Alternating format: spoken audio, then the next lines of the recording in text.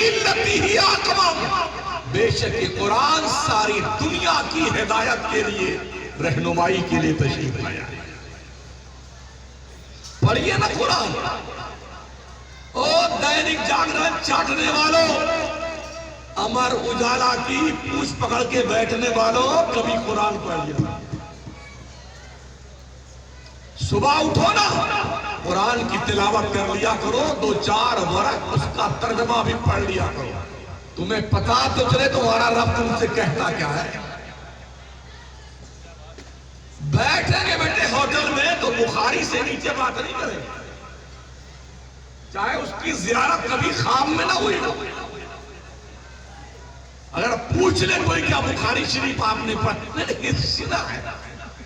سنا ہے میں نے۔ جتنا کانفیڈنس ان کو اپنے سننے پہ ہے، ہمیں اتنا کانفیڈنس اپنے پڑھنے پہ نہیں سنا ہے۔ اب بغارتے بیٹھ کے ہوٹلوں پہ بیٹھے 4-5 چائے پیئیں گے بیٹھے بیٹھے۔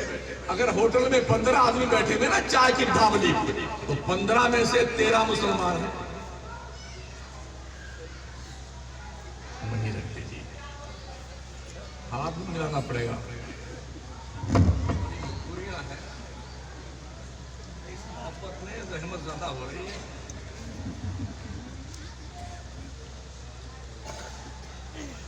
پندرہ میں سے 13 مسلمان، اس لیے کہ فرصت اسی کے پاس میں ہے، کوئی کام دام تو ہے نہیں۔ گپے لڑانا، چغلی کرنا، غیبت کرنا، خرافات کرنا، کس کو پھنسانا ہے، کس پہ الزام لگائے، ساری پلاننگ ہوٹلوں پہ، چائے کی دکانوں پہ، ڈھابلیوں پہ تیار ہوتی ہے۔ اور پھر پورا اخبار مجال ہے گلن چھوڑیا، متن، بین السطور، حاشیہ، یہ کونے والا ایڈورٹائز کا سب پڑھور کر کے سب بیٹھے جی۔ وہ جان بش کو ایسا نہیں کرنا چاہیے، وہ ٹونی بلیئر کو بھی ایسا نہیں کرنا چاہیے۔ لگتا یہ واشنگٹن میں بیٹھنے والے کوئی سیکریٹری صاحب ہیں، چولہے بھاڑ میں بیٹھنے والے بندے، تیری بکواس سنتا کون ہے؟ تمہیں جینے کا شعور نہیں آیا اب تک، تم نے ہوش کے ناخن نہیں لیے اب تک۔ ہماری قوم کا المیہ یہ ہے، اگر پڑھنے کے معاملے میں دیکھا جائے تو شیڈول کاسٹ سے نیچے ہماری قوم کا مسلمان ہے۔ جتنی بھی رپورٹ منڈل کمیشن آیوگ کی، سچر کمیٹی کی، وہ یہی بتاتی ہے ملک کے شیڈول کاسٹ سے بھی کم پڑھے لکھے مسلمانوں کی تعداد ہے۔ 2% مسلمان پڑھا لکھا ہے، نہ دین کی تعلیم ہے نہ دنیا کی تعلیم۔ انگریز جب ہندوستان سے جانے لگا تھا تو اس نے بڑی چالاکی کے ساتھ تعلیم کو 2 حصوں میں بانٹ دیا، یہ دنیا کی تعلیم الگ اور دین کی تعلیم الگ۔ دونوں نے خوشی خوشی قبول کر لیا اس زمانے میں۔ جس نے دنیا کی تعلیم حاصل کی وہ دین سے جاہل رہ گیا، اور جس نے دین کی تعلیم حاصل کی وہ دنیا سے جاہل رہ گیا۔ رزلٹ کیا ہوا؟ ڈاکٹر، انجینئر، لائر، مولانا، مفتی، حافظ قاری، ان دونوں طبقے کے بیچ میں ایک بڑی خندق ہو گئی۔ ڈاکٹر، انجینئر، لائر کہتے ہیں مولانا سب جاہل ہوتے ہیں، اور مولانا کہتے ہیں سارے کمبخت ڈاکٹر جاہل ہوتے ہیں، اور ہم کہتے ہیں دونوں جاہل ہیں۔ دونوں طبقے جاہل ہیں۔ کاش ایسا ہوتا، ڈاکٹر اپنے علم کو، لائر اپنے علم کو، انجینئر اپنے علم کو، مولانا، مفتی، علامہ اپنے علم کو مشترکہ طور پر ملت کے مفاد کے لیے یوز کرتے۔ آج ہماری قوم جھاڑو لگاتی بھی دکھ نہیں، بہت بلند مقام پہ کام کرتا۔ ہمارے بچے 14% 12ویں پاس یا فیل ہونے کے بعد ڈراپ آؤٹ ہو جاتے ہیں۔ 14%۔ बम्बई जाएंगे, होटल में चाय वाला काम करेंगे, कहीं धागा काटेंगे, कहीं कुछ करेंगे, बाहर वाला काम करेंगे।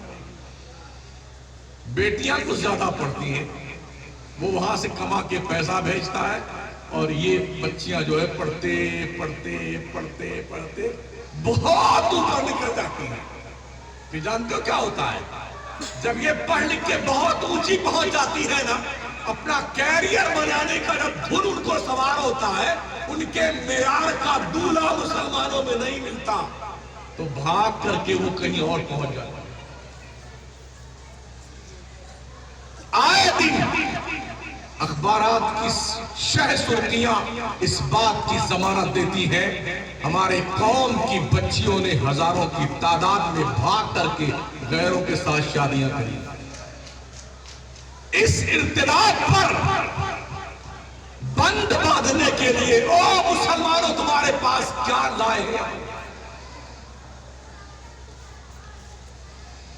हमारी इस बिरादरी के पास क्या इसका मंसूबा है कि कौम की बच्चियों को मुर्तद होने से बचाया जाए? वो लोग जो बैठ के गली कूचे में मीटिंगें फरमाते रहते हैं, पगले हुए, जिनके दिमाग सड़ गए हैं ना, कि ये प्रधान जी है या फलाने जी है ढकाने जी है, कोई तदारुक है आपके पास?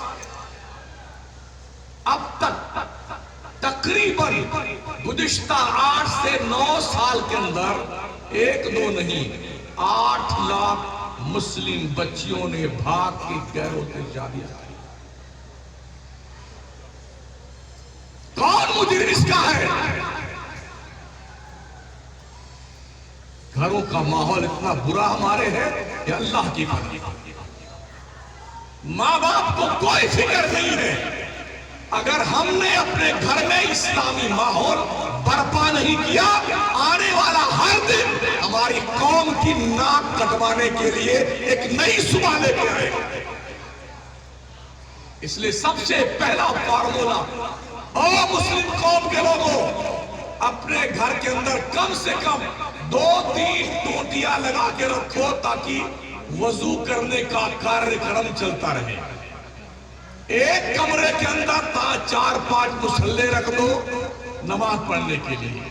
हर मुसलमान अपने घर में मिनी लाइब्रेरी बना ले, 150 किताबें मजहब की मुसलमान के हर घर में मौजूद होनी चाहिए। क्यों?